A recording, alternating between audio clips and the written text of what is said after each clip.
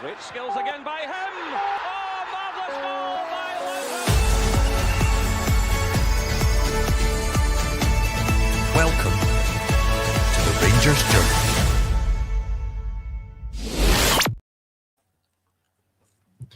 Evening, everybody. It's the 1st of December. Hope you haven't all tanned your Advent calendars already. We're here today to talk about, unfortunately, another disappointing result for Rangers yesterday. It seems as if, morally, I think we feel as if we're back to square one again. But I'm joined by an excellent panel tonight. I've got Scott, Ricky and Craig. Scott, I'll come to you first of all, pal. How are you keeping all right? Looking very festive there, mate. Yeah, I'm not too bad, thank you. The tree was put up yesterday against my best wishes, but there's not much I can really do about that. But yeah, doing not too bad. Looking forward to our weekly therapy session tonight. Brilliant. Ricky, you okay, mate? I'm fine, Ryan. Good evening, lads. Good to see you, mate.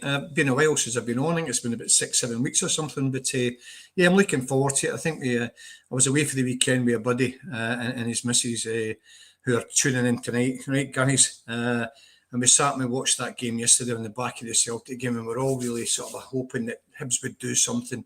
And it was just sheer just disappointment watching that game yesterday. And as we'll discuss tonight, where are we actually going? And hopefully we'll get to the end of where we're actually going by the end of the hour, guys. But yeah, looking forward to it, Ryan. Sure. Well, not to give too much away, but it's maybe not so much where we're going. It's more so how we've managed to find ourselves here is what we're going to be talking about tonight. So before I come to you, Craig, more so, guys, we're just going to go into a bit of an analysis on how the squad is in there. Danny Rowland made comment, I think it was yesterday, that he's seen enough of what he needs. He now knows what he needs to do to devise a plan to create a winning formula. So, but Craig, I'll come to you, mate. How are you keeping? You okay? No Christmas tree up for yourself yet, mate? No, I'm sure it'll come, but not yet. Although I doubt it'll be in this room. But no, we don't put them up till late here. We're kind of humbugs in that way. Brilliant, mate, brilliant. Well, listen, before we get into things, guys, just a wee bit of housekeeping. So we'll have a wee mention, first of all, for our sponsor out in Puerto del Carmen in Lanzarote. We've got Bluebells Bar. So if you're looking to disappear over the festive period, if the cold weather is not for you and you're looking to go out there, you won't find a better family-friendly Rangers pub in the Canary Islands. Pop in there. Kenny and the guys will look after you, whether you're looking for a quiet one, a mad one, but you're looking just to catch up on all things red, white and blue. Pop in and see the team there. You'll be more than welcome. All right. But guys, we've got the match report. Unfortunately, got the match report here.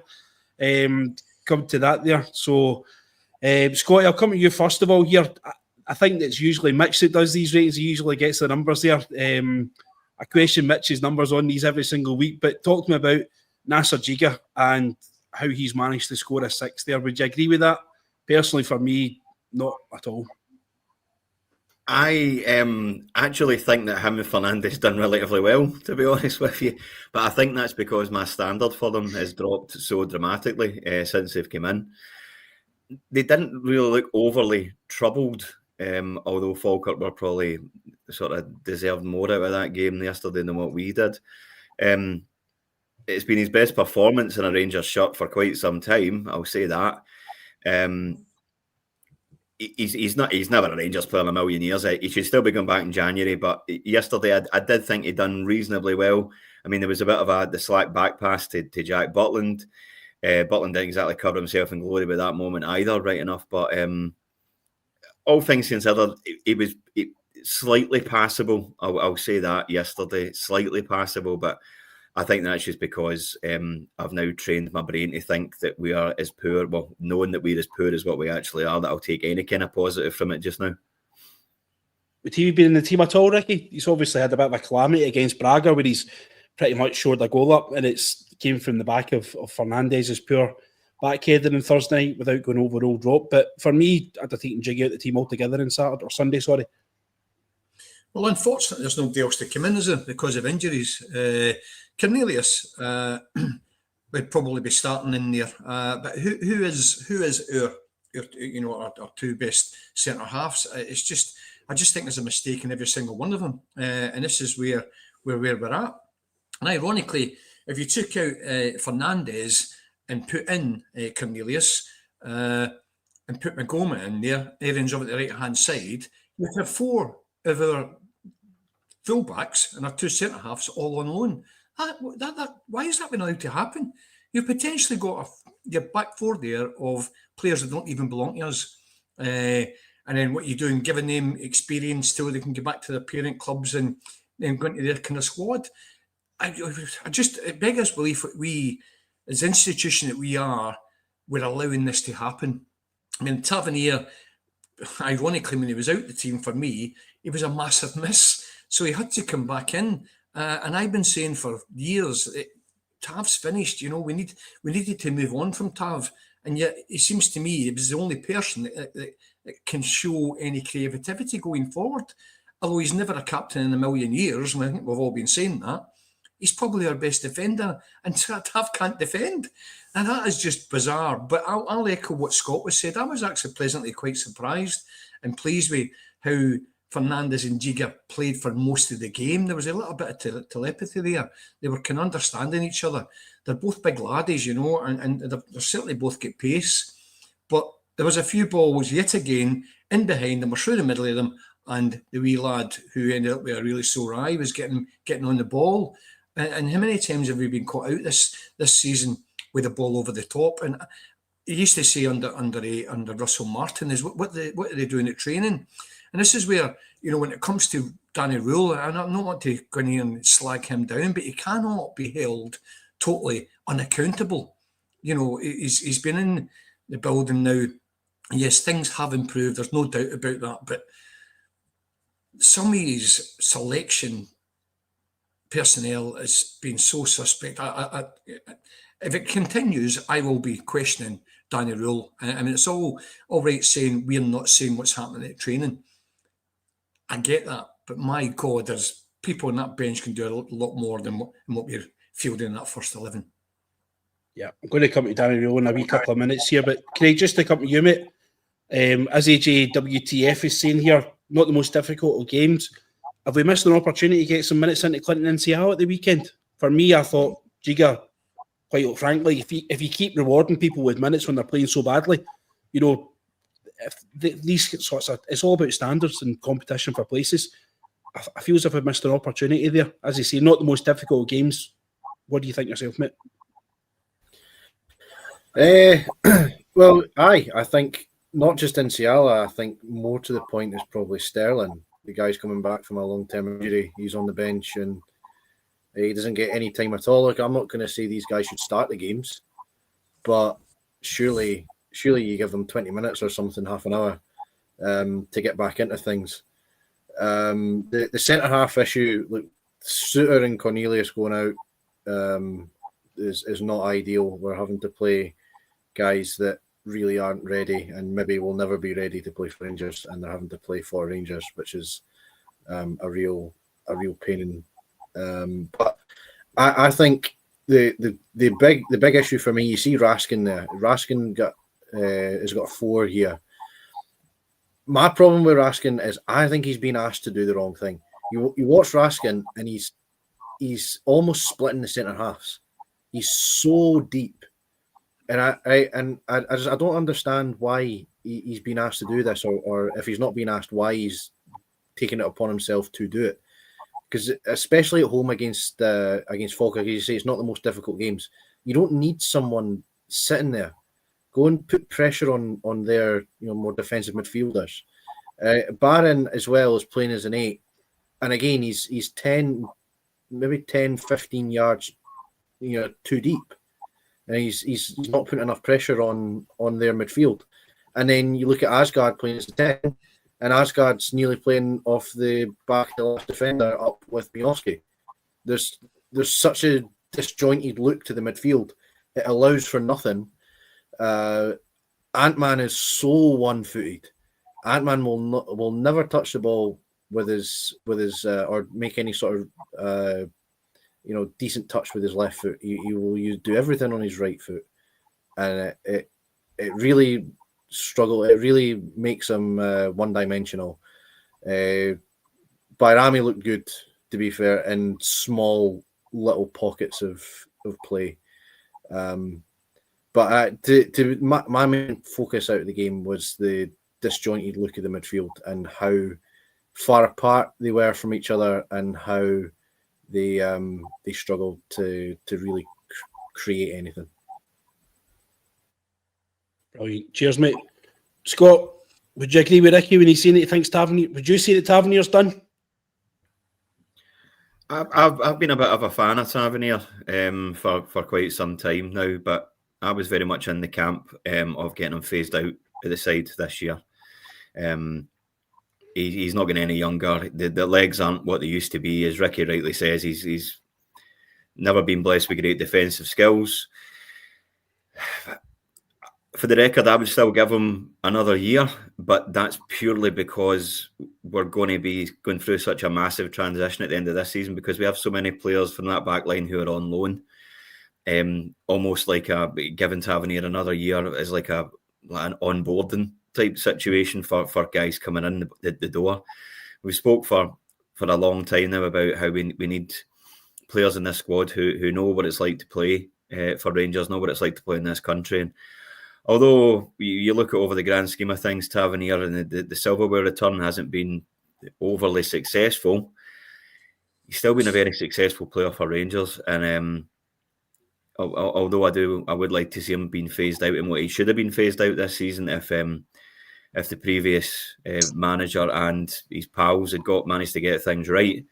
We're now in a situation where we are more reliant upon James Tavernier than what we have been for years, probably, because is he not our top goal scorer this season from a right fullback? I mean, that's a disgraceful stat.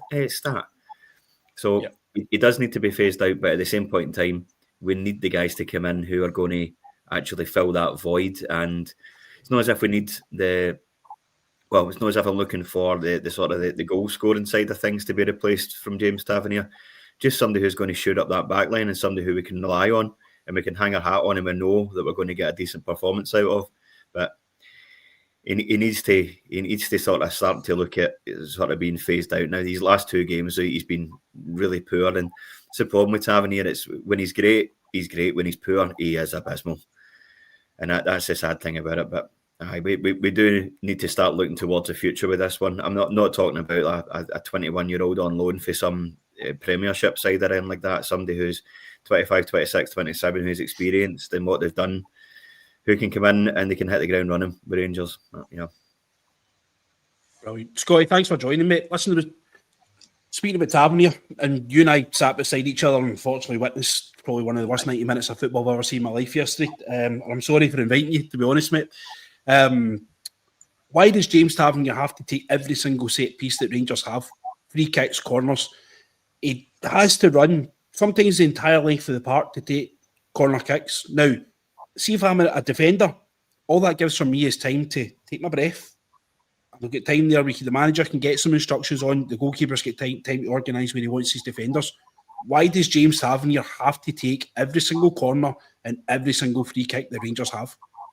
It strikes me as a bit of a cultural thing within the club, to be honest with you, that these are his and nobody else can get it. I remember back when Cantwell was here, Cantwell was asked about it, why he wasn't allowed to take any free kicks and stuff. He says, well, Tav's the captain. It's like, nah, you should be very telling him to go to the road and try to put your name on some things. Like, but then, as I says, Ryan, it just strikes me as a cultural thing. It was always the same, but when Borna was here as well, he had to go and do everything on the other side. And it's something that's never really been broke with the countless managers that's been in charge of. But how easy does it make us to defend against these set pieces?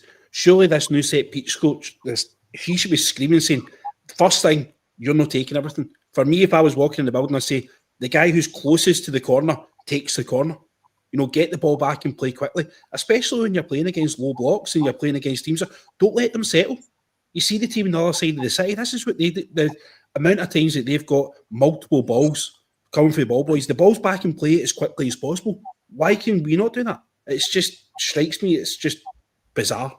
And it's one of the things that's actually letting the team down more than anything else. It's wild, it's slowing everything down, but Rangers have been known as a slow team since Giovanni Van Bronckhorst. You could even accuse Steven Gerrard's style of play of being patient possession, and it pressed at different times and things. But in terms of Tav and set pieces, it's something that I've just grown to accept now, to be honest, because it's ingrained. It's a bit like it's been just like he's an old bit of furniture that's selling. You just kind of witness it.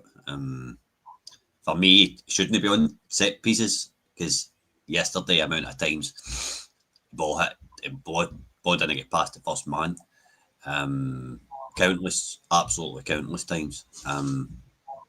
So it is what it is, Ryan. But we just need to hope that I believe there's changes that we could have made yesterday to win us that game, and I think that the centre mid pairing in Asgard wasn't the right pick, right? Because I was watching Raskin and Barron, and they were pressing centre mids. So they were never in a midfield. They were always running about like headless chickens, pressing the ball, and then you had Asgard who was doing everything to avoid the ball. So that was the wrong three in the middle of the park for me. It just didn't work. I'm going to get lynched in the comments for this, but we need to go and get Kenny McLean in January. We need an experienced head that can come in here, that can set a tempo, speak to players, run about them. We need to go and get Gogic for back, because if I need to watch Nasser Jigger one more time in a Rangers tap, I swear to God, man, I can't say what I'll be dating myself, but you can get my drift. I'm absolutely sick of him because he's not good enough. Fernandes, if he got an older head next to him, there's potentially a player here. It's too lackadaisical though, like you said to me yesterday. Ant-Man, I still believe there's a player in there. Me and you pointed out yesterday that there was that run in between their full-back and their centre-half, and he kept making said run and he was never getting found. Now, see if you've got a guy that's hit 17 assists in the Eredivisie last season, and you've got a 6'4" striker up front, what does a basic of football tell you? You gay boy can cross the ball and you stick it in the big man's head in the middle. And if the big man's not good enough to head it, then the crowd gets on at him and whatever else. There's far too many simple things. Majowski made a name for himself at Aberdeen, running off the shoulder of the last defender. Countless times yesterday, he's dropping in, playing as a false nine, trying to build up play. I don't want to see him building up play in centre midfield. I want to see him running in behind, and I want Tav clipping the ball over to him. So simple how we could have won that game yesterday with just certain changes, and the manager deserves a wee bit of stick for me on that because he didn't make said changes and he didn't catch it. Badrami was the best player in the park, and he's a moments player. He's not good enough to be a Rangers player, but it was yesterday. Barron, I see he's got a 6.5 in that day, but the midfield needs an older head. We need an older head at the back, and we need to I'm still of the opinion that this squad is better than what it's shown just now. It's awful, right? It's utter crap, but it's better than what it's shown. Ant-Man's not a bad player. I don't care what anybody says. He's just not getting the ball enough. Gassama's too greedy. We're missing Mikey Moore because he was actually starting to link up play between midfield and attack for us, and that injury's cost us big time with that young boy getting injured. Jamiti, there's not a player here, but there's definitely ways we need to start playing to other people's strengths, i.e. Get the ball to the boy that can cross it, swing it into the tallest guy in the opposition box on Jamiti when he's playing. See what happens. When Majowski makes a run, clock it and play it over the top. But instead, you've got Barron and Raskin running about, banging into each other, not knowing what they're doing. And Asgard just going, "Hi, I'm here, hi." Not getting a toss. Doesn't give a single toss about Rangers and wearing that jersey. He's another one. He's been him in January too. I just think with some tweaks and some experience in the right positions, you would have won that game yesterday. And that's the most annoying part for me, Ryan. Ricky, I'll come to you, mate. Scotty's obviously heavy in on Asgard here. I struggle to disagree with what he's saying, to be honest with you. He just seems to lack urgency and fight, and there just seems to be a lack of passion. We've seen it in glimpses. I think there was a goal against Livingston, I think it was, a couple of weeks ago. You know, there's talent there. He's going away with his national team. He's scoring multiple goals for his national team in one game. Granted, he's obviously playing against Moldova, but he's still putting the ball in the back of the net. He's missed a glorious chance from all of 4 yards, and he's not even worked the goalkeeper. You know, talk me through this guy. I mean, he's keeping Lyle Cameron at the team, and I was delighted when Rangers signed Lyle Cameron. But talk me through how the manager, why is the manager persistent to keep picking this guy when he's doing nothing? Well, for me, he was probably getting picked, and I can't really say this now, but he was probably getting picked because Fairwell was telling the then manager to pick him. I know that's not the case anymore, it could well be that the money that Rangers have outlaid, that there's some sort of pressure within the board for him to get played so he can get some games and get some continuity and start playing well. There is pieces and passages of play from Asgard, and you can see he's technically quite a decent player. But I'm 100% behind Scotty. He's just such a lazy player and probably not suited for the Scottish game. It's as simple as that. You can't say he's a bad player because you've rightly said, Ryan, he performs consistently well when he's on the park in that Norwegian side. So when he's playing with technical players in a game, Scottish football is not a place with technical players. It's a different game, and his game is not suited for Scottish football, in my opinion.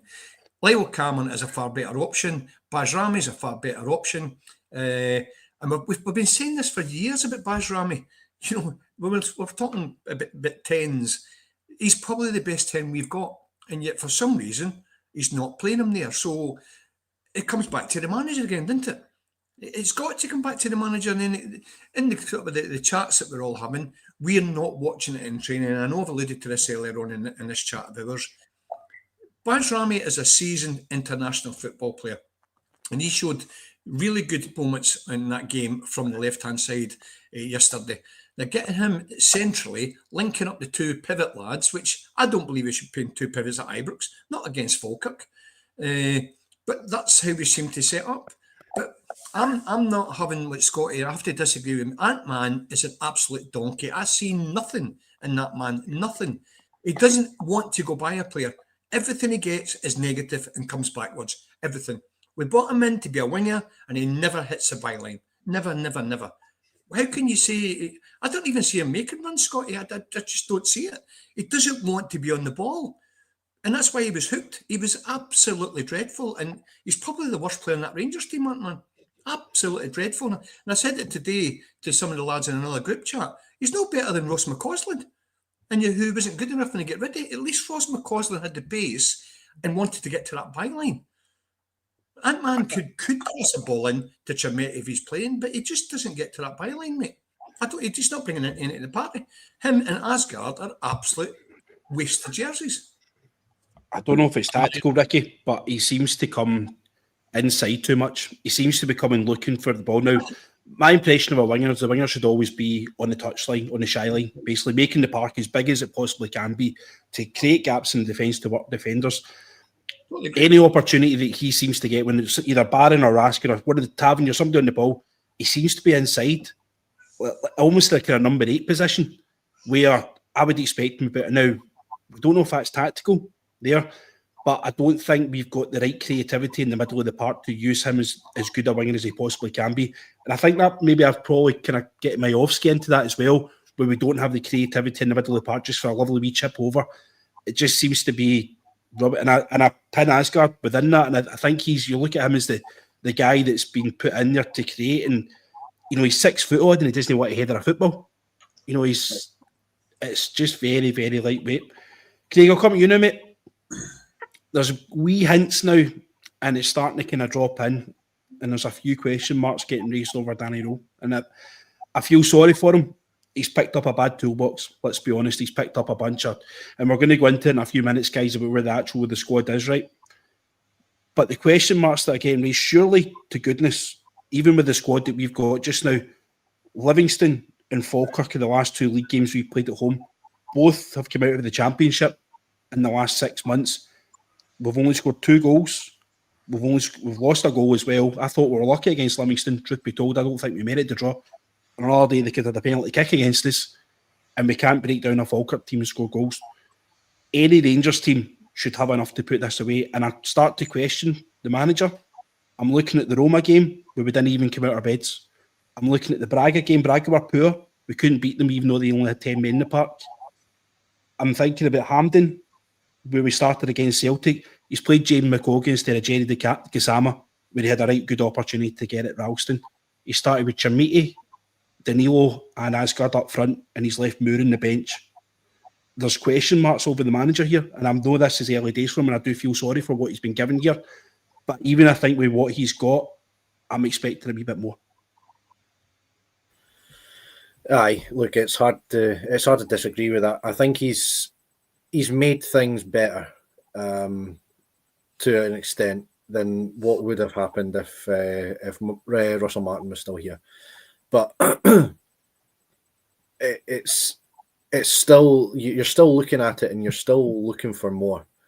You know, you are, and it's difficult to give him any criticism because he is in a ridiculously difficult position. But you are looking at the money spent, the pedigree of the players that have came in, even if they aren't playing as well as we would want them to, maybe if they're not showing the best of their ability. Livingston and Falkirk at Ibrox should be 6 points at any point in time, and it wasn't. So it is. Is there some room to maybe look at role? Yeah, I think there is, because you should be able to put a team out who can win both those games. And I think something that Scotty said, I think that there was little tweaks and changes you could have made yesterday that weren't made, that maybe cost us the 3 points. So you have to look at them slightly, but it's still early days, as you say. It's still early days. It's difficult to really get on his back. I certainly won't be jumping on any sort of train to get him out as the manager anytime soon. But yeah, I guess there is a little bit of a question to be asked. Yep. I just think there's just a couple of things I'm just looking and thinking that could be better. And listen, he's still a young manager and he's still learning his trade. But anyway, Scotty, we'll get this started here, mate. We'll come to you first of all, pal. This was an analysis that allegedly that Danny Rowe had done on the squad, and this report allegedly had led to the dismissal of Thelwell and Stewart. He was asked by senior people within the club, probably Kavanagh, Parag Marath, to tell us where we are here. There's a lot of work to be done within this squad. Pick somebody out for me. I think probably they could have some difficult ones on here.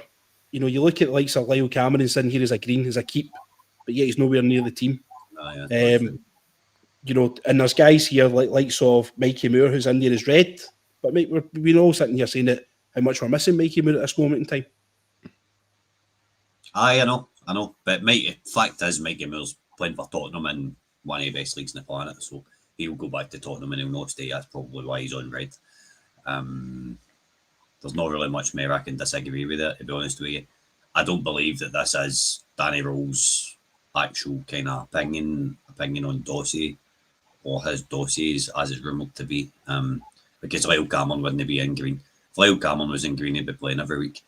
Majowski as well was another one that's questionable. In terms of one player I'll pick out, it's Derek Cornelius.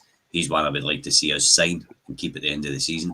I do believe he brings a balance. He brings a more calmer, experienced head at the back. He's a threat for set pieces. I thought we kind of missed him, and we've missed him in Suter recently, if I'm being honest. But apart from that, there's not really much more I can disagree with on all of that. It's just Joe Rothwell. Where's he? Like, he walked past me yesterday going to the stadium with his family. I was talking to Big Craig last night, and obviously Craig, he goes and watches Leeds and stuff, and we couldn't believe that how far the drop off is where Joe Rothwell's concerned, because seen him last season, it was explosive, like it was unreal, and he's just not done it in the Rangers shirt now. Is that doing it? But we're always been asked to play or anything else. I don't know, but it's definitely it's one that's bewildered me. He's another one that's on big wages. They're all on big wages. I mean, what is it? I tallied up with you yesterday. Was it £11 million we were watching that part between Ant-Man, Asgard, and another one of them? I can't remember who it was. Fernandez, aye. And you're just like, what? But aye, that's where I'm at on it. There's not really much I can disagree with, to be honest. It's pretty much as it says on paper, mate. In terms of Raskin the new contract, I would be very, very careful about doing that, because it looks a shadow of the player that he once was. And I know he's been played as a pressing centre mid along with Conor Barron and stuff, but just to quickly get back to my last point when I first came on, Ryan, it was like we noticed Ant-Man making them kind of runs yesterday. I was wanting to come back in on Ricky. we noticed that man making them runs yesterday. And if you've got a Kenny McLean in the middle of the park, he finds that pass.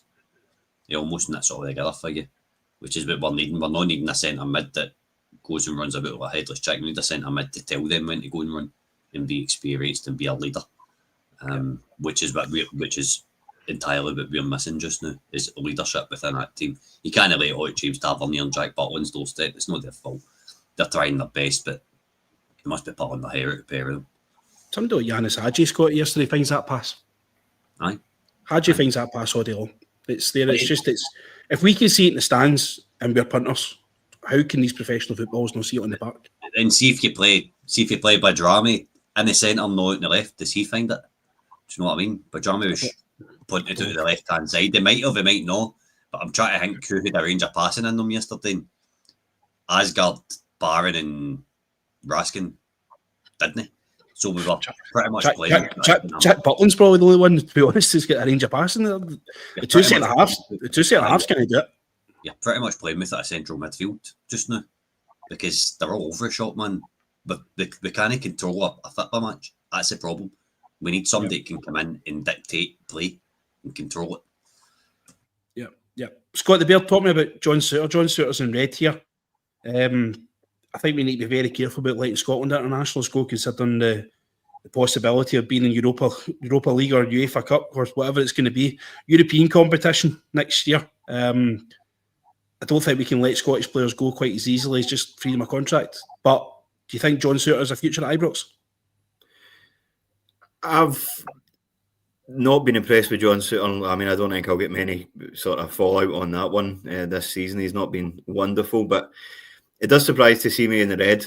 See him in the red there, especially when you've got Fernandes in the green. As Scotty touched on earlier on, Fernandes, I think, might be a decent acquisition if he can get playing alongside an experienced centre-back. Now, I'm not suggesting for 1 second that next season our centre-back pairing should be Manny Fernandes and John Suter. I think that's getting a recipe for disaster already. It is a surprise to see him in the red. I can only maybe assume that he's in there because there's maybe been discussions behind the scene. He's maybe no want to sign another contract. He's maybe had enough. Much along the lines of Mikey Moore, whereas we know that he's going back to Spurs. There's no questions asked on that one.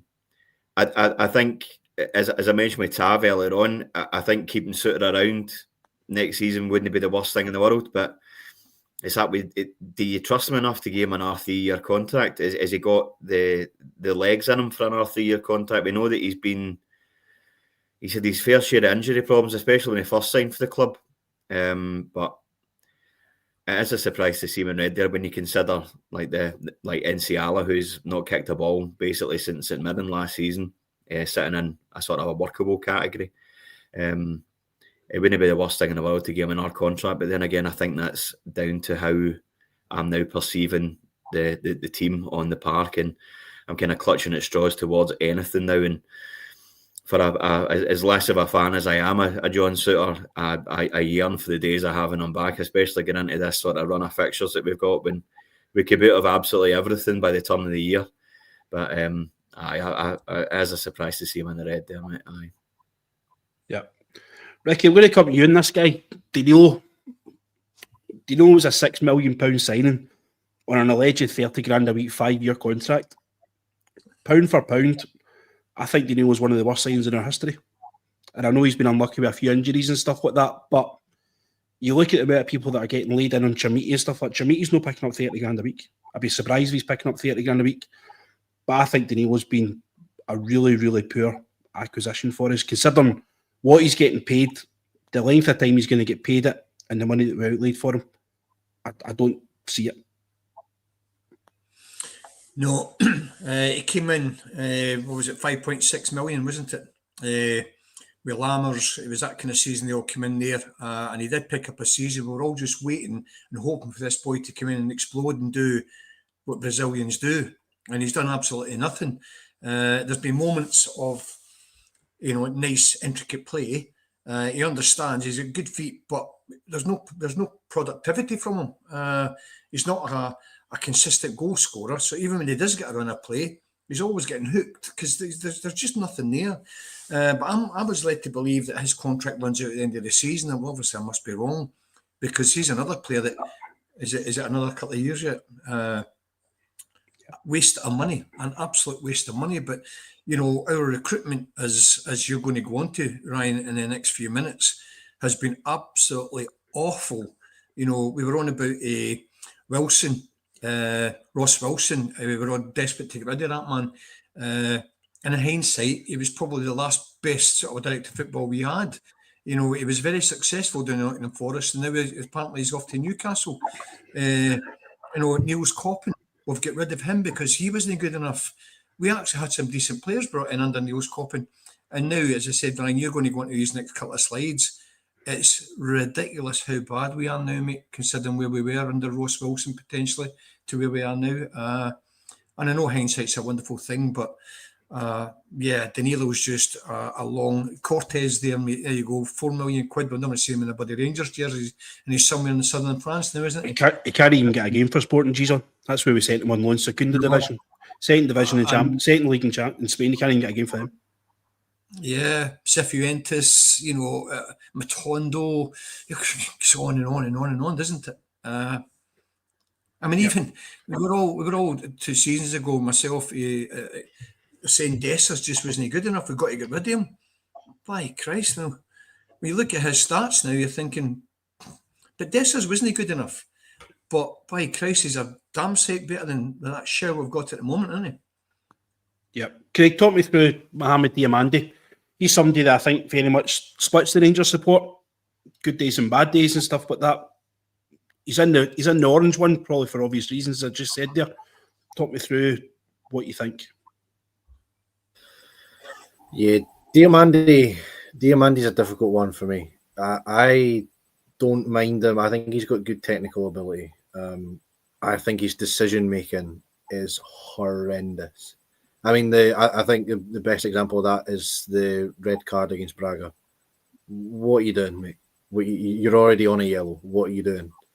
There was one point exactly, actually, in the Falkirk game when he played a poor pass, which, I mean, everyone had been playing a poor pass yesterday, so it's not it wasn't something that we were surprised by.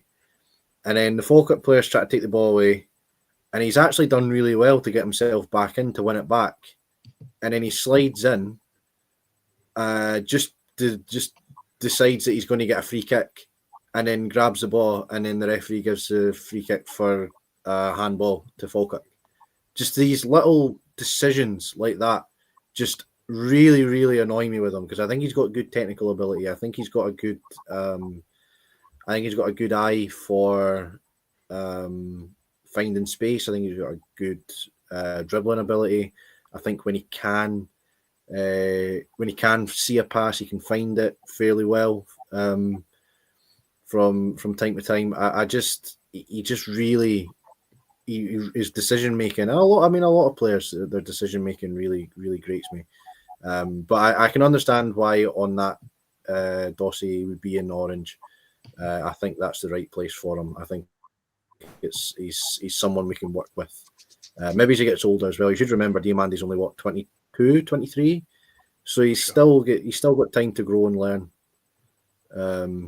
So I think he's in the correct position on that dossier. Brilliant, mate. Thank you, Doug. Welcome. Sorry to keep you waiting, pal. Guys, Doug, I need to publicly say thank you to Doug for all these slides that he's produced for us tonight. Myself and him have been working together over the last kind of 12, 14 hours to get these together. So without him, you wouldn't have all these visuals. So it's very much appreciated, Doug. So welcome. Thanks for popping in, mate.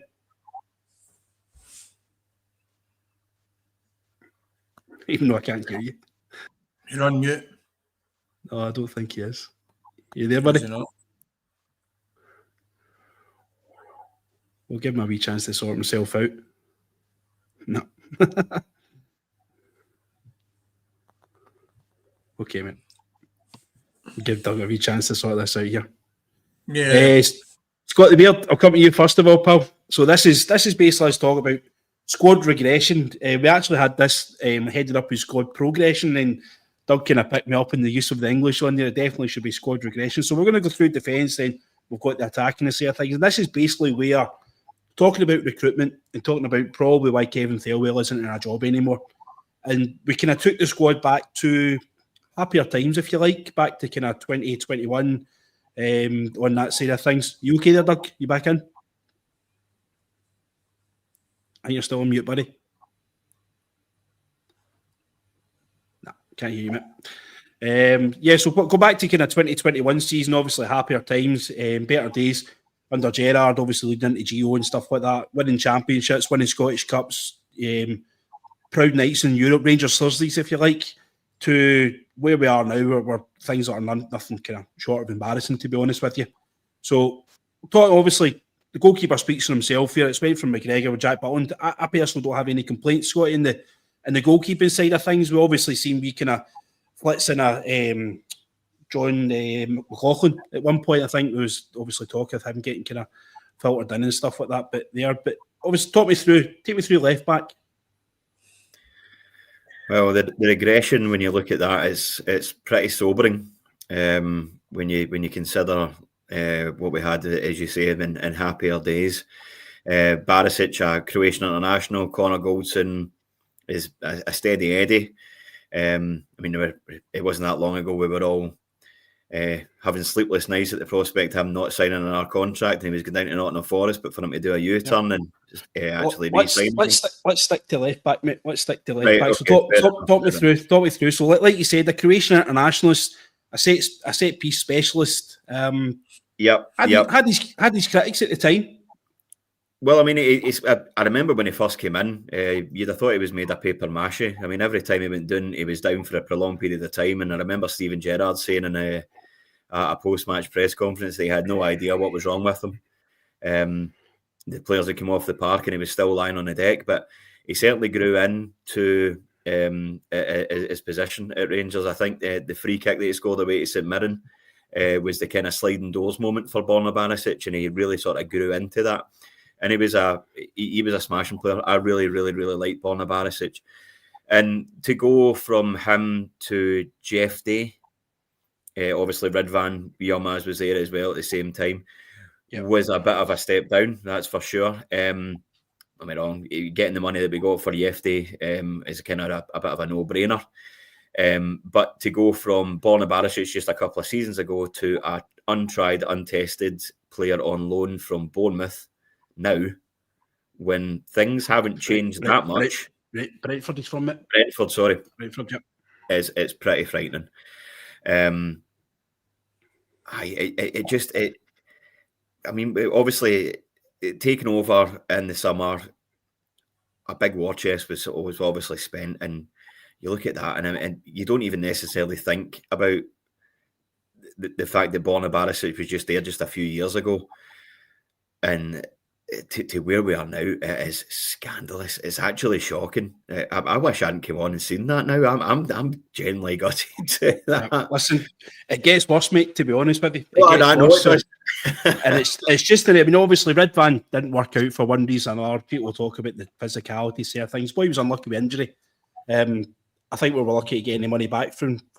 I think Barisic as well was it's an example of what can sometimes happen, because obviously we've been quite heavily critical of Theo Asgard here, but sometimes foreign players will come in. I don't know if you maybe describe Theo Asgard as foreign. He's born and raised in Liverpool. He's house basically, but Barisic at one point was the third choice left back. He was struggling to get a game against over John Flanagan and Andy Halliday, but actually ahead of him. So it's maybe an example of sometimes we need to be patient in what we can actually get out of it. But the fact that we're left with an 18-year-old left back on loan and nobody to replace him, we've got a right back basically playing ahead of him yesterday. It just cries out how poor, really, really poor it's been. Ricky, I'll come to you. You always sorry, Scott, one more thing. I'm just going to say, I mean, even with that situation just now, Borna Barisic is still a better option now than what we have at the moment. Borna Barisic, even when he wasn't getting a game, when he was sitting behind John Flanagan trying to get a game, would still be a better option than what we have at the moment. It's as simple as that. Well, there's no much from that sort of lineup back then that wouldn't have walked into the team just now, but Borna Barisic 5 years on, and all the injuries that he's had and all the health problems that he's had when he was in Turkey and in Spain, I would still take him now. That's the scary thing about it. Yep. Ricky, I'll come to you, mate.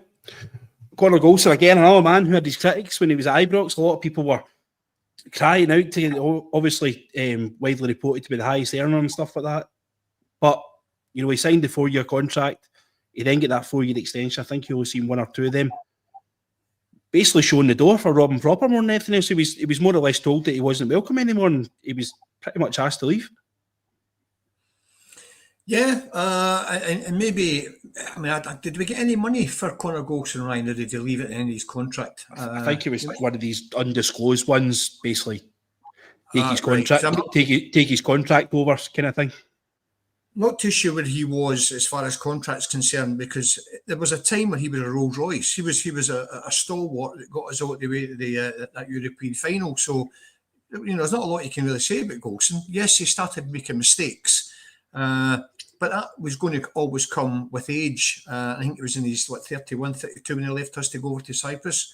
But Conor Golson was a fantastic player. Him alongside Helander were a great partnership, although Helander ended up starting to have 1 or 2 injuries, and he then had a lot of sort of people playing alongside Golson. But Golson was a forever present in that team. He gave stability, and you knew exactly what you were getting. You know, his positional play was fantastic. He could marshal his defence. And it's that era that we lost him, not because of him, but it's when we lost him, that's when we started regressing, mate. When we started losing the likes of Golson and Lindstrom at his peak, those kind of players. Yes, they were getting towards the end of their career, but perhaps, again, in hindsight, maybe we should have replaced them, like for like, maybe 1 or 2 years prior to these guys leaving at sort of 31, 32, because we just clearly, as that slide says, did not replace any of those guys of that era. Yeah. I think does not Golson not hold the record for the most consecutive appearances for Rangers? Did he not break Gary Stevens' record? Am I right or wrong? Maybe somebody in the comments will keep me right on that.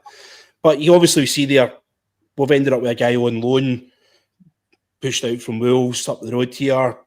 Another one of Kevin Thelwell's former clubs. Take what you want of that transfer. He's come in, he's not been great. There's mistake after mistake. I think Scotty commented earlier on about his back pass to Butland, which was pretty poor. And he's then chucked himself down in the box and there, and it was basically, you know, you're just waiting for the Benny Hill theme tune to come on, the way things are going. And that's on the back of chucking a goal in against Braga as well. So how that guy's still in the Rangers jersey, if he gets sent back in January, it wouldn't surprise me. Doug, how's the comms, mate? Are you doing okay? Hello? He's there. We've got him. As ever, turn it off and then turn it back on again. Oh, the hard reboot, as I think all these technical guys will call it. But listen, the left-hand side, I think Ricky had mentioned there about our lack of settled partnership to get next to Conor Golson. Conor Golson needed somebody with a, and he said that I don't even think we've covered them all. There's a notable mention for Leon Balogun as well at some point through this as well. I don't think we can manage just to find a place for him within the slides. But talk me through the left-hand side, a centre half over the last kind of 4 or 5 seasons. I mean, that's really been it. The lack of partnerships, I think, is not just in defence, all across the team, but particularly, I think, when you're talking about centre backs, partnerships are key. When you think about great teams, like Man United at their best, or like all the great Italian teams in the 90s, you think of their defence, you think of partnerships. You know, Rio and Vidic, and things like that. And that's something that we've lacked, really, I think, since those couple of years where you had Golson, who was the full-on rock. He was there pretty much, played almost every game, because back then we actually had players who could do that. And Helander only really had the one season, I think, where he was very regular, but like you say, we kind of had Balogun there as well, who was the first choice who would come in, and so there was still a bit of a regularity there, and also crucially our fullbacks were the same week in, week out, so there was very little movement. Whereas now, I mean, if you look back at games over the last couple of years, our defence changes constantly, and you're playing players out of position. So you know, obviously we've got one actual left back who's a 19-year-old that's barely played the game prior to coming, so you're having to potentially switch in players for him. Obviously, one being Aaron, so you're playing a player out of position, never mind anything else. And then our centre backs, who, fair enough, Suter has been fairly consistent and fairly regular, but he's had his injury issues. But there's been a kind of a rotation of players beside him. And I think a few people have said that he looks better when he's got someone settled beside him and someone that's a bit more confident beside him. He ends up being better. And I think, again, particularly for the defence, but I would apply this to the entire team from front to back. If you have regularity and consistency with the players around you, then you'll build relationships. You'll start to learn. I mean, again, you can apply it up front as well. You can think of great partnerships from Rangers history, Coist and Haitley, who would play week in, week out with one another, and would just know, like, oh, I know I've got the ball, I'm here. I know such and such is going to overlap me on the left because he always does that, and so you end up with things where play can become just automatic, and that's how great teams play. Beckham often talks about, in fact, both Beckham and Rio Ferdinand from their respective positions have talked about the consistency and reliability of having Gary Neville at right back in the way that he would play, and that consistency making their life easier. In particular, Rio quite recently in an interview talked about it, where he would always say he knew where Neville would be on the pitch for him, so that made his job easier in terms of his positioning. And our team cannot have that because there's just way too much churn of players for them to have developed that kind of relationship with each other. And when you're going back to like 2021, 22, that's the last time I think that we really had that level of consistency around most of, not just the defence, but again, around most of the pitch, where we had consistent selections, an idea of what our best team was, and the ability to play that team regularly, which I think makes a massive difference. Thank you, mate. Thank you. Craig, I'll come at you now, pal. James Tavernier drew level yesterday with Davy Cooper on 540 appearances for Rangers. He's going to probably surpass Derek Johnson. There's a good chance he's going to get past Dougie Gray. If he gets another contract for another season, he's probably going to be sitting as our third record appearance holder of all time. He's not going to get past John Gregg and Sandy Jardine. Being honest, he needs to be at the club for another 5 years before he does that. But is this a good thing and a bad thing? Nathan Patterson's came and gone. Max Aarons is in the building challenging.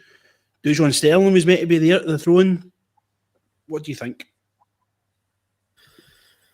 Well, it's probably the longest running debate between Rangers fans is what actually is the legacy of James Tavernier. Very much the biggest Marmite player, certainly in the current squad, maybe ever. You either love him or hate him. I've never been a massive fan of him. I think there's a level of respect you need to show him, playing all those years. He's never quite done it for me as a right back. He can score as many goals as he wants. If he can't defend the back post, he shouldn't be playing right back. And he's played right back for 10 years now. So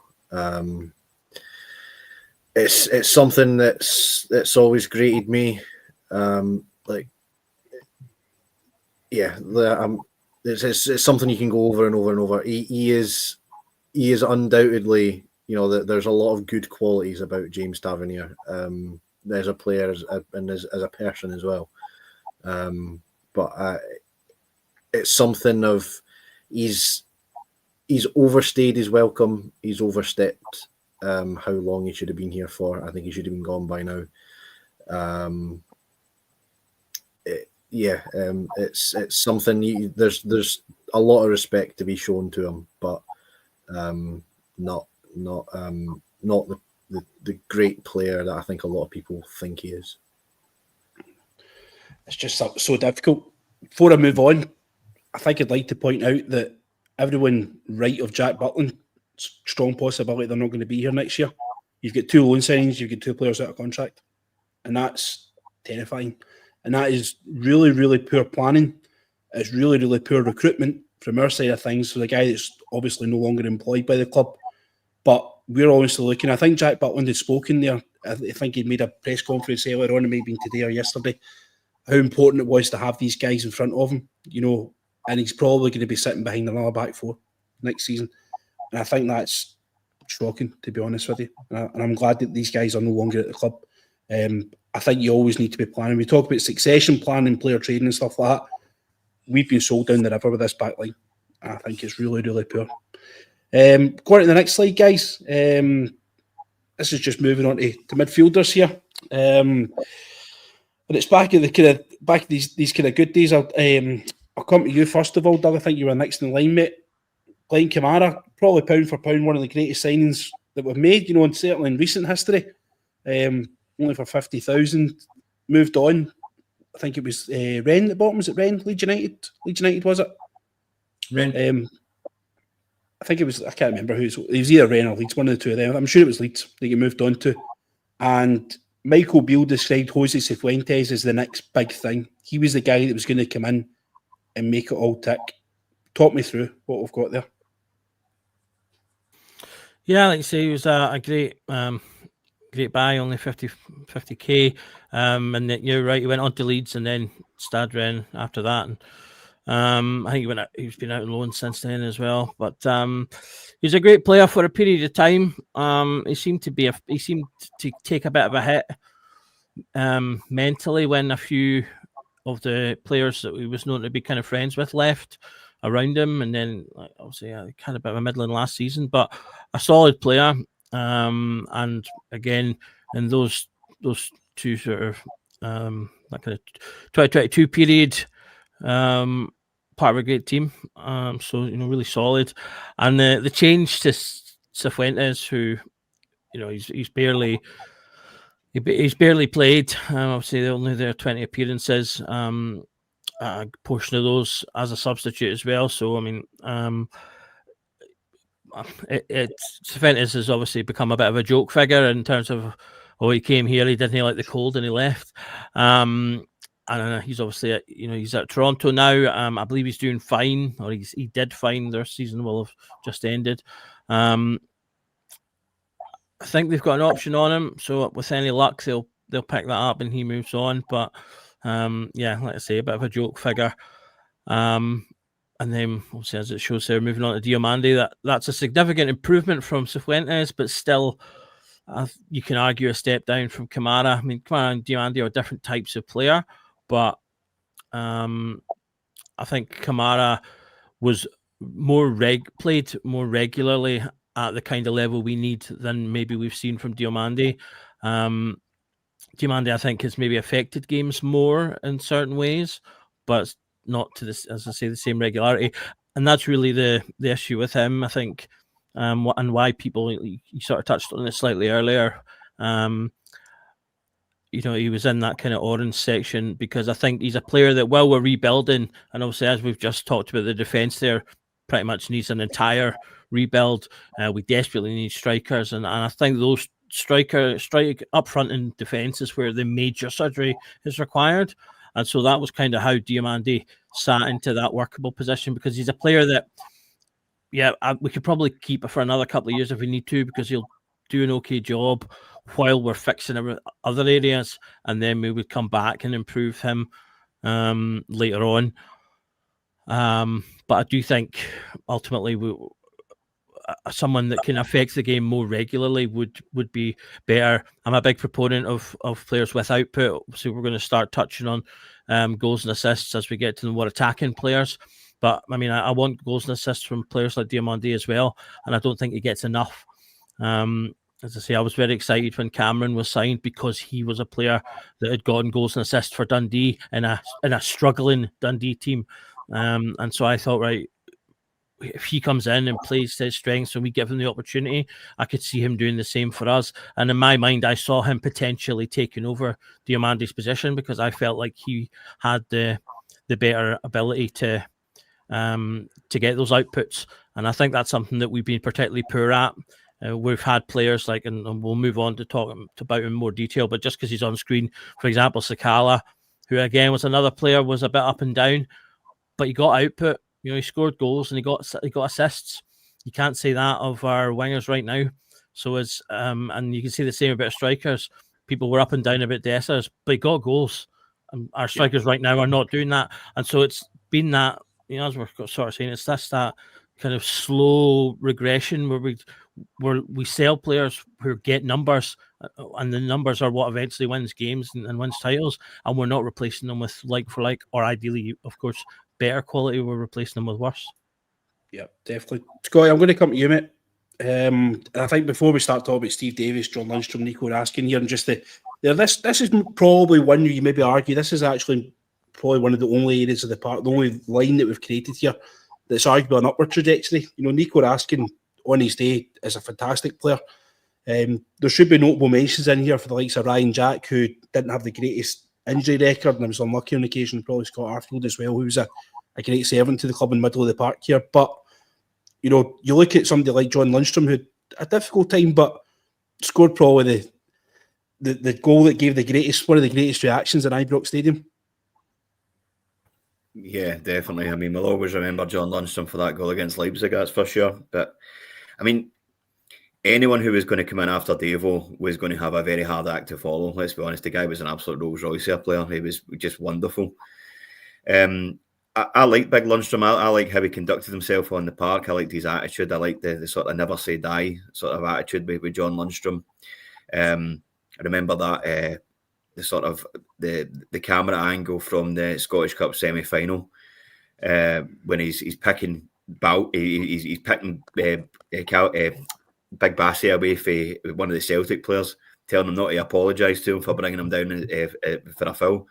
That's the kind of guy that we needed at that point in time. Somebody with a lot of dig, a lot of fight, somebody who knew what it meant to play for Rangers, even though he obviously wasn't a Rangers supporter and had no connection to the club before he arrived. But let's say anyone coming in after Stephen Davis was always going to be a bit of a hard act to follow. But like you said, the likes of Ryan Jack, I thought Jack on his day was sensational. I thought he was terrific. And injuries just ruined him. But he's another one that I would still have back today. If the opportunity arose for Ryan Jack. But I mean, Nico Raskin, in my opinion, the jury's kind of out on Nico Raskin for me. It's when he first came in at the same time as Todd Cantwell, and he showed glimpses of what he can do, and we're sitting thinking to ourselves, right, we can maybe build a midfield around Todd Cantwell and Nico Raskin here, and we could look to sort of to break through a wee bit. Kind of filtered out a little bit at that point in time. Never really done a great deal for a while. Then obviously Clement came in, didn't fancy him. Couple of that with injuries, never really played a great deal, and then was thrust back in again. But the Nico Raskin that you see for Belgium is a different Nico Raskin that you see for Rangers. But as I said to you guys backstage, any one of us could look like a good player if we're playing alongside Kevin De Bruyne. But he, in my opinion, is one that I think we need to try and get out the door, to be honest with you. He's a sellable asset at this moment in time. He's not doing the job for us. He's not done a job for us since Barry Ferguson was in charge. In my honest opinion, if he was playing like this now, what he would have been last season, Belgium wouldn't have even been looking at him to be in the squad. If he's not going to sign a new contract, or he said in his press conference the other day that he's still waiting for somebody to come and talk to him about it, whether that's true or not, we don't know.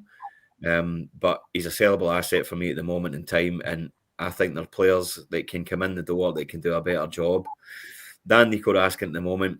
But like you say, I mean, it's been a bit of a kind of almost an upward trajectory with that sort of midfield three that you've got there. But Nico is one I would be looking to kind of get out the door. We've had a sort of an embarrassment of riches in that area over the past few years, and for whatever reason, it's just not showing up now with Nico. But that can be said for any one of the players, minus maybe Jack Butland at the moment in time. Yep. Ricky, before we go into the kind of the much maligned right-hand side of the park, you and I spoke at length a good couple of times actually about Raskin, and you were camp keep and I was camp sell. You know, where are you now at this moment in time? Are you still at camp keep at this moment in time, get a new contract, or have you moved over to where I was on the kind of sell in the peak, selling, you know, with the player trading model? Well, I think the whole squad needs totally revamped, and you can't do that with a whole squad. Your first 11 for me, Raskin, I would keep, as is probably, I would give Tav another season, just so that they've got some experience here within their squad that can knit potential new players that's going to come in. Raskin doesn't become a bad player overnight. I think it was Scott played earlier, or it may have been Craig that said earlier on, is he getting played out of position? Nico Raskin is a good football player. He's proved it internationally with Belgium. He's just playing with a bunch of donkeys, I think. Nico Raskin is an asset to us. But going back to the original question, Ryan, if he's not going to sign a new contract, he needs to go in January. It's as simple as that. We cannot have the likes of him walking out the club or running down his contract. It will happen if he doesn't sign in January or a new contract by January. So he's got 6 weeks, basically, to give his services to Rangers for another couple of years, because that boy will be an asset after this World Cup, and that's just what we need to try and project. Nico Raskin will bring us money in if he's got more contract left because of the World Cup, because I believe he'll go there and he'll prove himself to be a very good asset to us. But if he doesn't sign a new contract between now and the end of the window, then he's got to go. That's my opinion on Raskin, Ryan. Yeah. Right, but playing devil's advocate here, you're Nico Raskin. You've got 18 months left in your deal. Do you sign a contract? Do you move club in a World Cup year, knowing that you could end up going somewhere and it doesn't work out and you lose your place in the World Cup squad? Or do you sit and you let the contract run down? Because if you get to the situation where you get to 12 months, Rangers won't be able to command as high a fee for you because you've only got 12 months left in your contract. And it also means that you can probably demand bigger wages because there's going to be more money in the pot to sign you.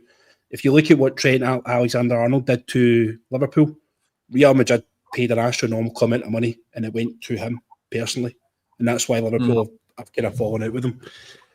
Or do you sign the contract knowing that, yes, you go have a good World Cup, you've still got another 2.5 years left in your contract, Rangers are willing to sell you, Rangers will get good money, but what does that do for your own personal earnings?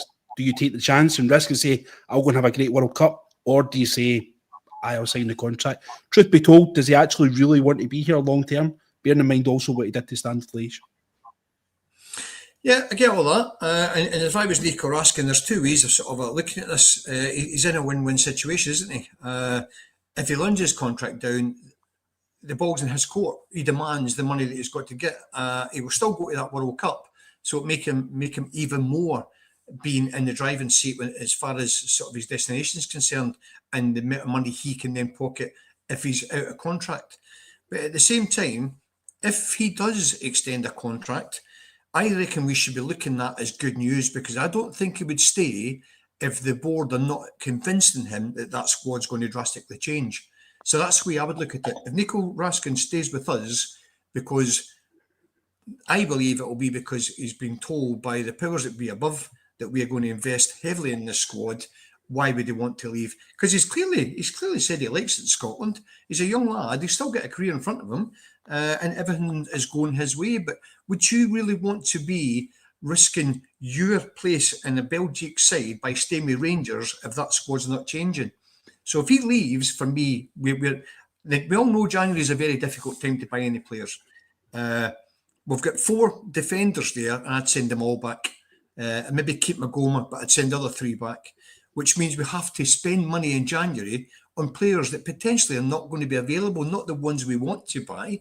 So is it going to be other loans? You know, and this is going to affect what Raskin, how Raskin will be feeling in his decision making, whether he's going to stay with Rangers or move on. If he stays, I reckon it's good news all round, but that's my opinion. Brilliant. Ricky, I'll come to you quickly on this one before I go to Craig.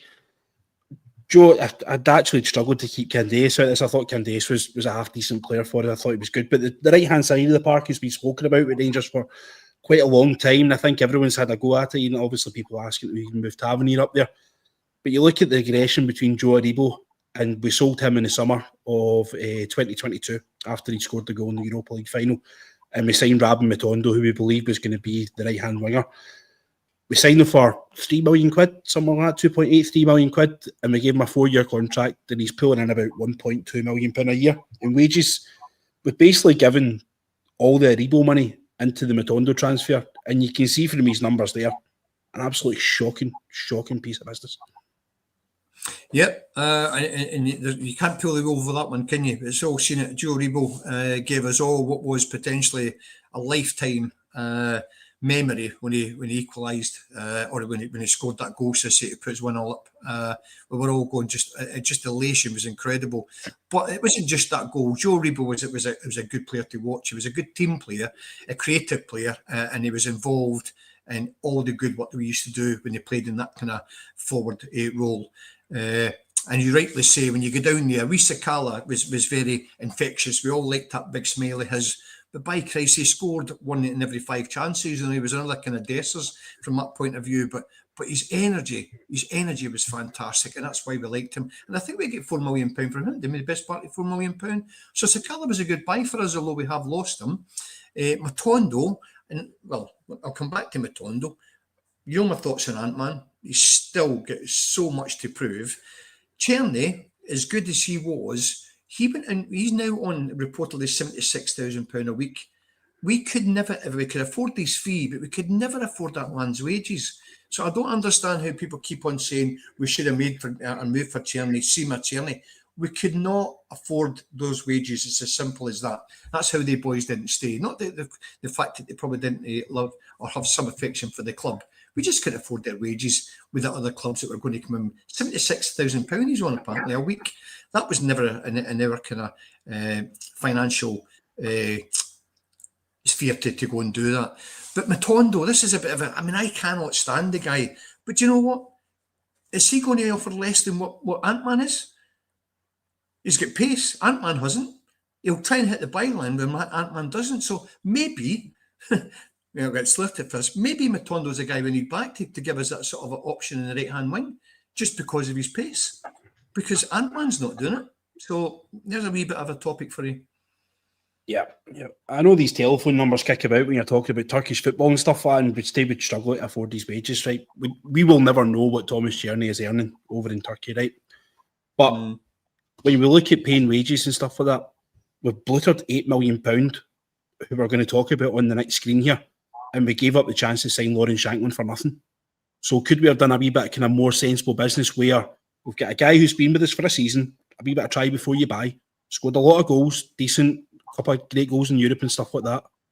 We sign Lauren Shankland, who's a known quantity, or we ignore both of these guys and we go and sign an £8 million, truth be told, unknown. All right. Can I come to your next slide, mate? This is a busy slide. So apologies for people that may be watching on small devices. This is the forward line. We've actually added in goals and assist contributions into this as well. And there's going to be a few familiar names, a couple a wee bit more controversial than others here. But okay, we'll talk about Ryan Kent to start with. And Ryan Kent's another guy who splits the Rangers support. A lot of people have got a lot of bad things to say about him. A lot of people have got a lot of really good things to say about him. Where were you with Kent? There was an opportunity where he became a free agent from Fenerbahce last season. He decided to go to America. I was quite enthusiastic about signing Kent at that point. I think at that point in time we could have really done with somebody like him in the team. I think in particular we were really weak on the left-hand side. But sum up where we've gone. I think, again, it's maybe one arguably where Gassama, there's potential there, but maybe not realised. But you've obviously got Cortez in there as well. Aye. So Kent, was someone who, because I actually thought when he was on loan, I remember we had him on loan originally. I didn't think much of him. I thought he used to get his head down and run, and not really look up and pick passes or crosses or anything like that. But he really matured into a good player as time went on. I think if you look at the goals, it's good to go off the goals and assists. I think 33 goals and 56 assists in 218 games. All in all, that's looking at what? Just under a goal contribution, every 3 games. On a winger, that's not bad.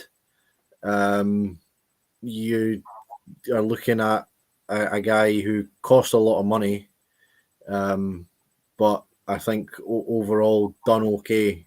He did have his critics. I think I think he maybe merited some critics at the time. But I think overall he wasn't bad. I don't think it's something that you can say the guy was a flop. Cortez is absolutely non-existent at Rangers. There's absolutely nothing there. As you say, the guy's on loan in the second tier in Spain and can't get a game. I think that says just about everything. Bayrami was a good player, is a good player. I watched back. I didn't watch it live. I watched back the Albania game against England in the last international break there, and he started that game and he looked really lively, and he got on the ball and he took defenders on, and he looked as if he could offer something, and he done the same in spells at the weekend when he started against Falkirk. There's a player in there, and obviously he's a better option than Cortez. Ken maybe a bit of a stretch, but Bayrami's got something. I feel like he's one to hold out on, and Gassama, as you say, is potential not being realised there. That guy was playing for Sheffield Wednesday last year. And Sheffield Wednesday had no money, and they're under transfer embargoes, and that guy was tearing up the league, the English Championship. And I know we're tired of. I've said this before myself. We're tired of buying English Championship players, but when you find a good one, you're better off going for them. And I think we found a good one. It's just under Russell Martin, we signed 2 wingers, and then the team played so narrow, trying to keep the possession of the ball. And I think he's been allowed a little bit more freedom under Danny Rowe, but we're still not quite seeing it. I would wish he would move the ball on a bit more, though. I think he holds on to the ball a bit too much. He takes 5, 6, 7 touches when he could get everything done in 2 or 3. So there's a little bit of things to flesh out. But again, it's a young player. It's a guy that's going to develop and learn. But yeah, overall, I think if you look down that line from Kent to Gassama, I think it's again another one that is, as the slide says, regression. It's gone downwards, even if there could be a curtail where it goes back up. But you need to get rid of Cortez somehow. But Bayrami and Gassama, yeah, I think you've got guys there who could potentially turn into something good. Yeah, I think, to be honest with you, I think they're better players and better teams. I think if you put better players around them, I think you're going to get more from them. I think that I don't think they've got, I think they're kind of like a second level player within the team. I think they're good in moments, but I don't think they're consistent enough to be basically, you maybe argue they could possibly compete for the same position within the team at this moment in time. Doug, I'll come to you, mate. I'll be kind to you since these are all your lovely sides, mate. I'll give you the strikers. So we've got the Buffalo, Morelos. Again, somebody else has split the camp, but what will we do for a Morelos now? And then obviously leading down to use of £8 million Chermiti. I was going to say, you say you're being kind, but I'm going to have to talk about Chermiti. Yeah, I mean, it's another area. Again, I mentioned it earlier. Striker, more than any other position, is a numbers game. You need to be scoring goals and ideally contributing assists if you can as well. Goals win games and games win titles. And it's just such a massive. I mean, obviously, you're looking there, Morelos, almost 270 appearances, 124 goals. It's a really nice sort of set of numbers there. And then it's just, Cholak, I thought was a decent striker. Maybe a bit limited in his overall play, but at the time that we sold him, it was another one of those periods where I felt like we were doing what we've just done. Whereas, we let go of Dessers, Czerny, and Egeman, who combined were worth over 60 goals, almost 70 goals between them, not accounting for their assists. And we've replaced them with basically nothing. And the era where we let go, I'm sure that Cholak went the same year that Sakala, or in the same window as Sakala and a couple of other players. And again, I was looking at it and going, we're letting go a lot of goals here, a lot of assists here, and it was that failure to replace that was the problem. You've got Dessers. I think, personally for me, Dessers gets a way harder time of it than he deserves, given his goal return. Yes, he maybe wasn't as good at certain things, but at the end of the day, he's a striker. The main thing he needs to do is score goals, and he did that.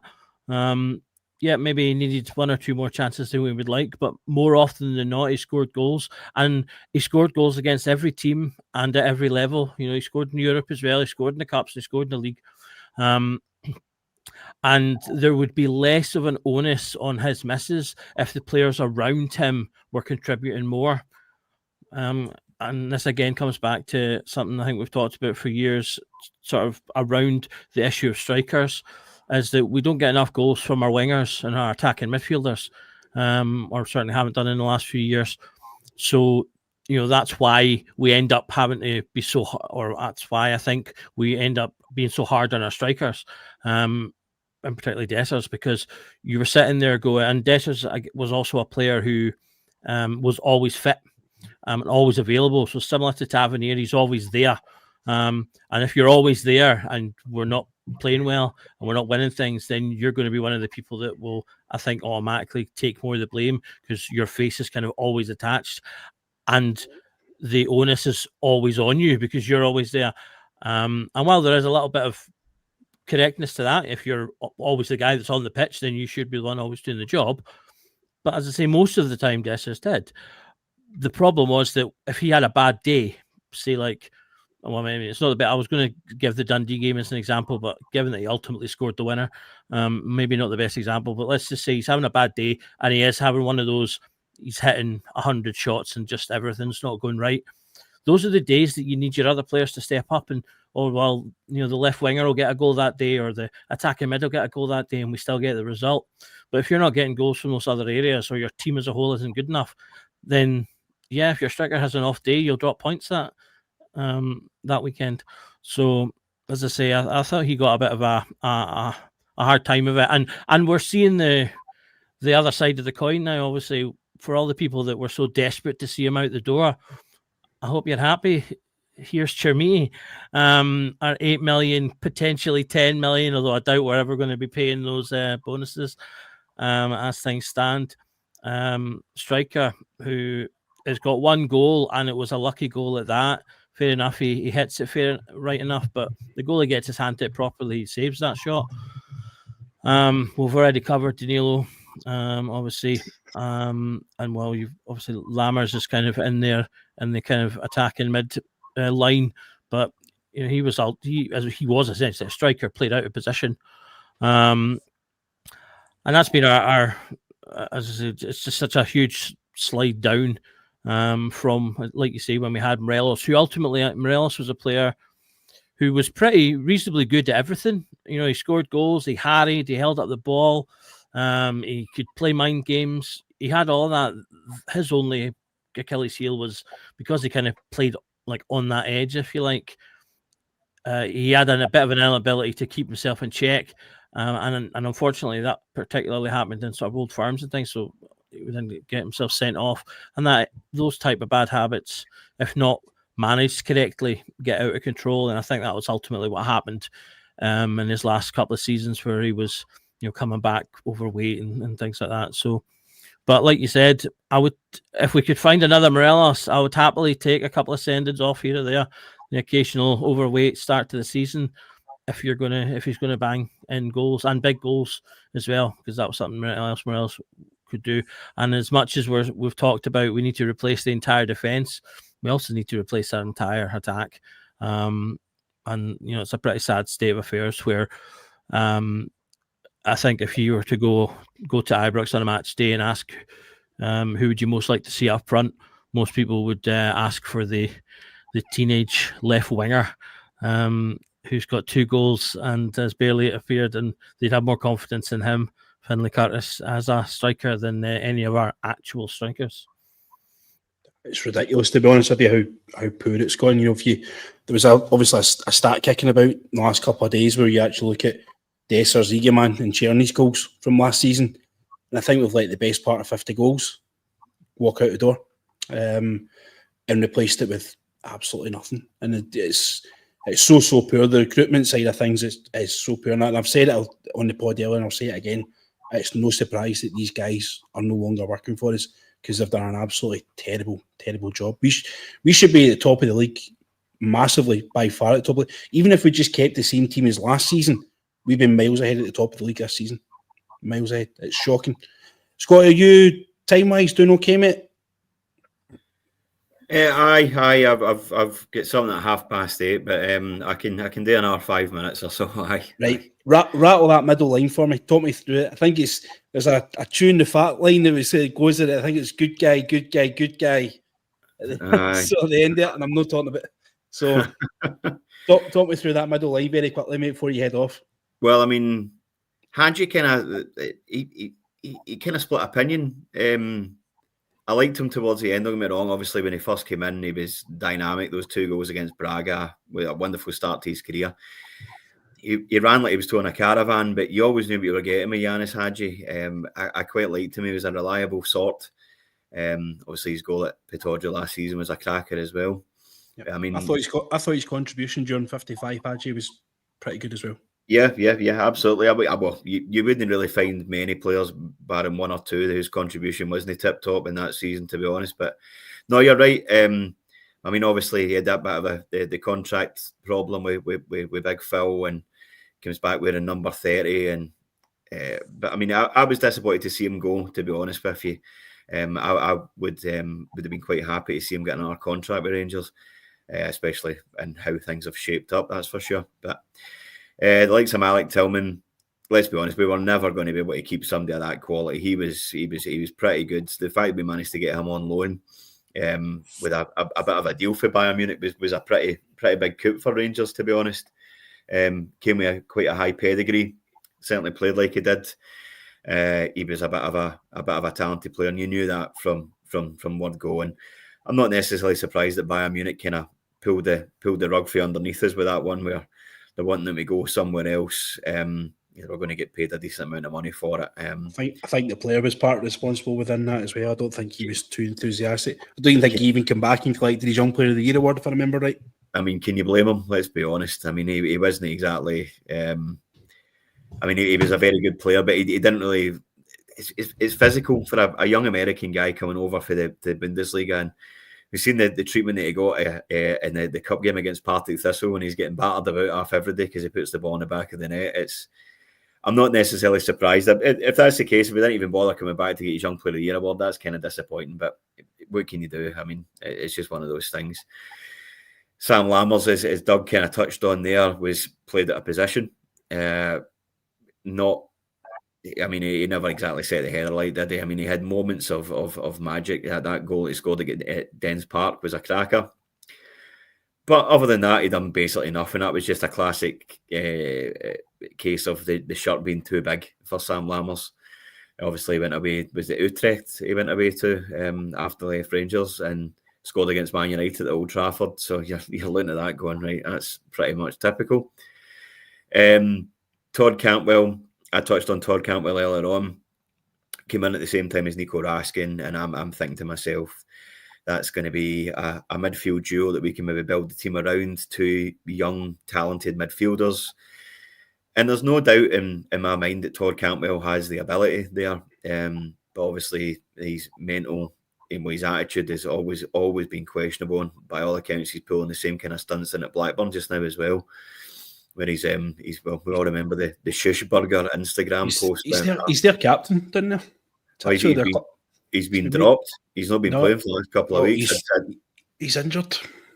I'd seen an interview with the manager the other day who says he had no idea what's going on with him.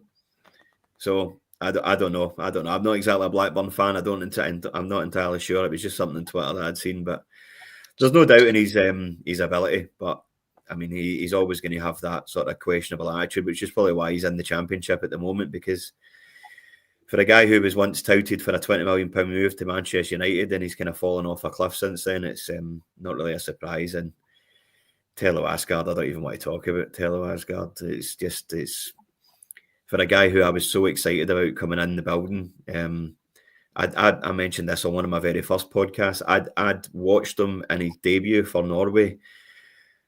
Not because we were linked with him, not because there was any kind of, I had no knowledge of Telo Asgard, but it kind of piqued my interest because he was a Norwegian international who was born in Liverpool. So when the commentator mentioned this, I kind of paid a little bit of attention to him. So I was really excited by him coming in, and he's been dreadful. He's been absolutely dreadful. There is technically there's a player in there. I know there is. You can see that with some of the things that he does, but his decision making's dreadful. He hides constantly. He's not interested, and it's heartbreaking stuff because you know fine well that if he wants to do it, he can do it. And with this being a World Cup year, he should be busting a gut to make sure that he's in that Norway squad. And I mean, whoever the Norway manager is, he's going to be looking in on these kind of guys like Telo Asgard who aren't necessarily nailed on for the squad. I mean, well, what are you going to bring to the party here? You can't even do it against Falkirk or Livingston. You're getting subbed off at half time against Livingston. Falkirk, you're an absolute passenger. You're doing nothing at all. It's frightening. If he's another one, if we could get anywhere near the money back for him in January, I'd drive him wherever he needed to go. It's such a sad situation where you know that there's a player in there and he's just not prepared to do it, and it's heartbreaking stuff. But you wonder what could have possibly been if he kept himself on the park at Hampden as well. Well, I mean that's the thing. That was a difficult one because I mean I wasn't really angry at him at that. Do you know what I mean? It was a silly decision to go in kind of studs up. I mean, he's not to know where Tony Ralston is, right? I mean, that's maybe down to him for his positional sense again. But I mean, it was an unfortunate one. It was a red card. It was obviously a red card. But I mean, at the end of the day, Rangers actually performed better when Telo Asgard went off the park. Is that a case where Danny Rule would get into the players' heads and says, right, you're going to need to step this up here? Or is this just the fact that we're a better team when Telo Asgard's not playing? Hard to say. Yeah.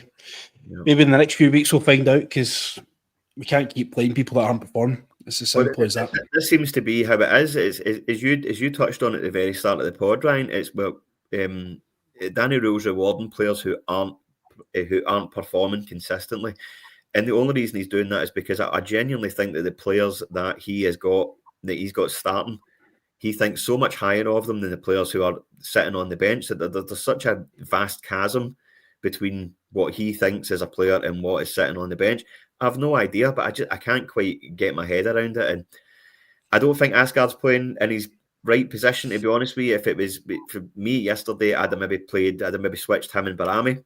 But Barami was our best player on the park yesterday, so yep. That's probably why I work in a warehouse. There's comments from Sean earlier on as well about saying that we should be playing him from the left-hand side as well, but remains to be seen. But I'll let you go and go on, mate. Thanks very much for popping on and go and get your wee bit of business done, all right? Yeah, thanks for having us tonight. Right. Appreciate it. No worries, we'll catch up with you soon, mate. Take care. See you on, pal. Take care. Ricky, I'm sorry you never get the chance to talk about Yanis Hadji. I know you're the president of the Yanis Hadji Supporters Club. Yeah, but I think it's just shows you with these sorts of things. I think I'm not too sure about Hadji. It's just obviously good days and bad days. We obviously scored a good goal in the last Old Firm game last season on that side of things. But listen, as obviously, guys, thanks for sticking with us. We're on for an hour and a half now. If you haven't, if you wouldn't mind giving us a wee like and subscribe, particularly on YouTube, would be great. I'm just going to quickly bring this one up here. This is the good, the bad, and the forgotten is one there. So you can see that obviously we mentioned Big Leon Balogun earlier on, but we didn't actually get a chance to mention the likes of Nathan Patterson, who didn't obviously have the longest career at Rangers, but you can look at what he actually got us in money-wise. I think somebody mentioned Abdallah Sima earlier on. Hamza Egerman's been mentioned there, but Ricky, I'll pick one of these on the good side of things. I'll not go through them all. You pick somebody to speak about, mate, and where they missed out, why they weren't as on this list, if you like. Well, what's interesting one there for me actually would probably be Patterson, because Patterson arguably could still be available to us on a loan come January, because he's not getting in that Everton team. And I think if we're really needing somebody who understands our club, somebody who can penetrate, somebody who can defend as well as get forward and get a decent pass in, and is still available, then why not go for young Patterson? He's not so young now, but he can still only be about 26, 27. still, at an age where they can perform for us. And I think he'd be a great buy for us in January because we desperately need fullbacks, don't we? Over on the left-hand side there. The only left-back we've got on paper is a young lad who's on loan, and that's criminal that we've allowed that to happen, but it is what it is. But yeah, that's interesting for me on the good because Sima, yes, he's still playing. Egeman, yes, he's still playing.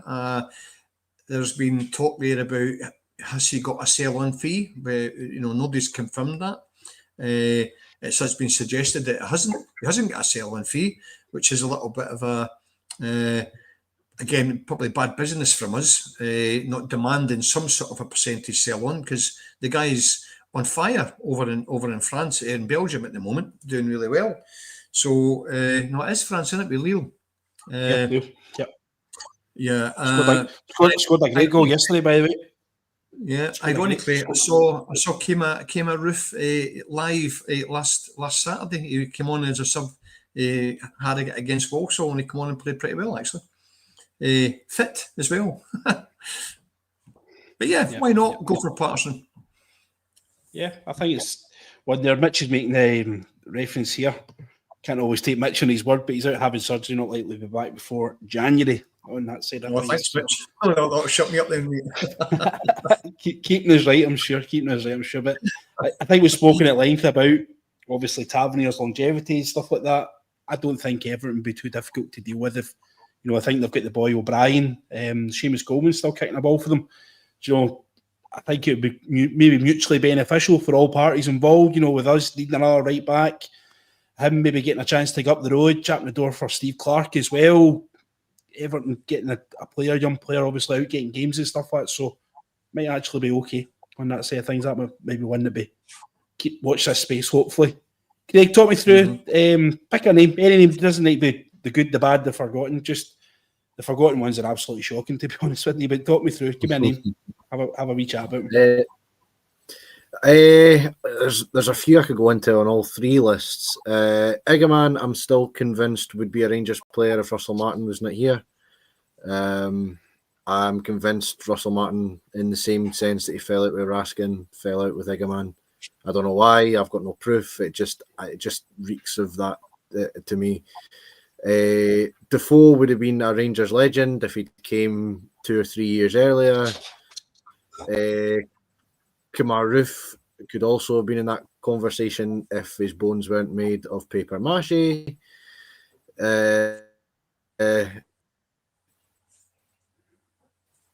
Ramsey was all right, but no one will ever stand him for the penalty in Seville.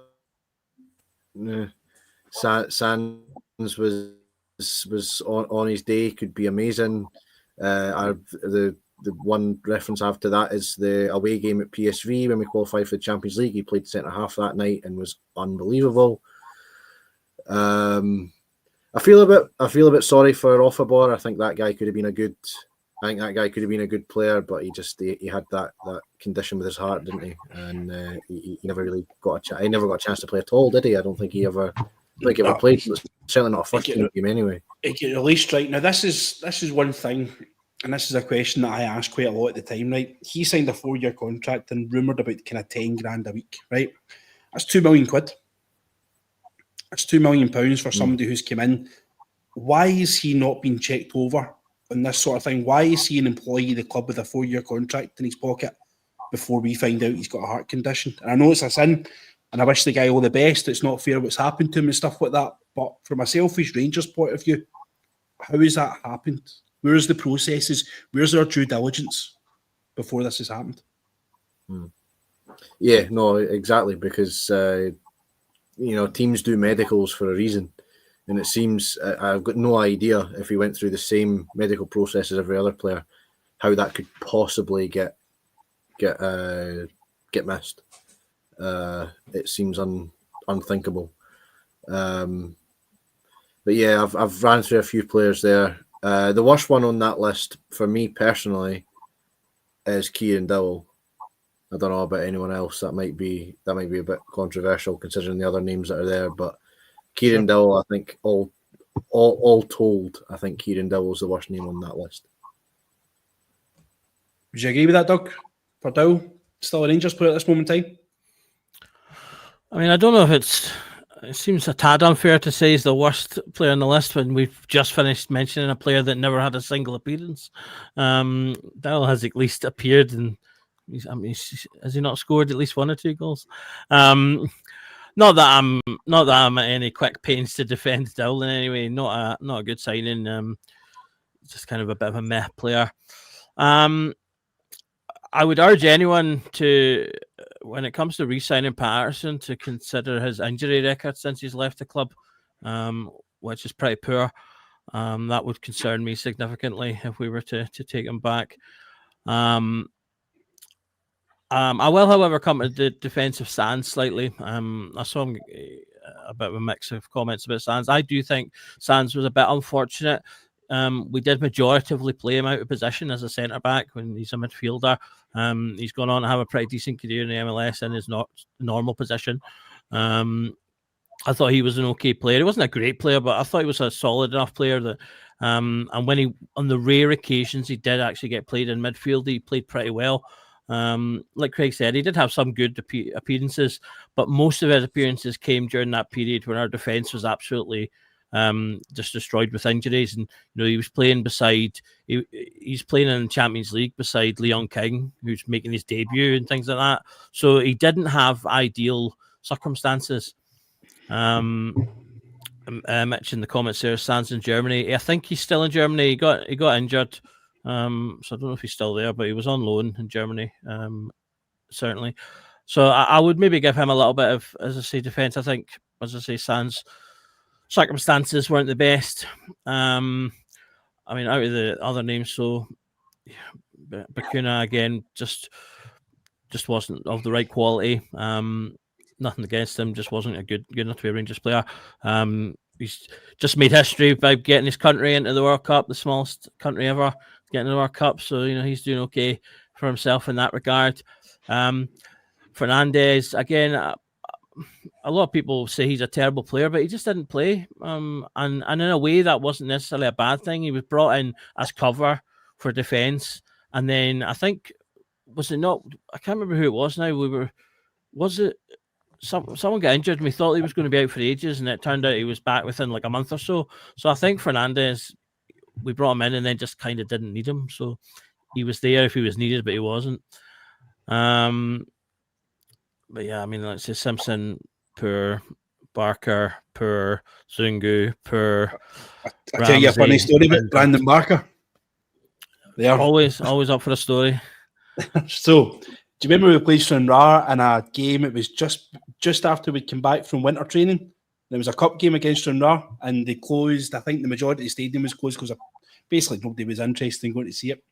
And Brandon Barker, I was sitting in the Govan front, I think Sandy Jordan front, 4 or 5 rows from the front, and Stranraer had this wee stocky right back, and Brandon Barker could not get past this guy, right? He must have been given the ball at least 10 to 15 times and could not skin this wee stocky right back. And he was like a wee crab, just going side to side.